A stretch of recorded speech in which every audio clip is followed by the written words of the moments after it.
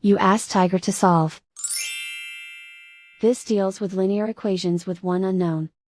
The final result is s equals -66. Let's solve it step by step. Move the negative sign from the denominator to the numerator. Swap sides. Group all constants on the right side of the equation. Add 8 to both sides. Simplify the arithmetic.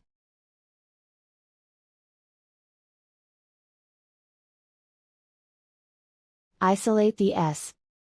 Multiply both sides by 3. Group like terms. Multiply the coefficients. Simplify the arithmetic.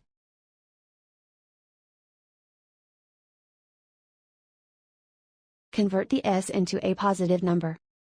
Multiply both sides by -1. Remove the ones. Simplify the arithmetic.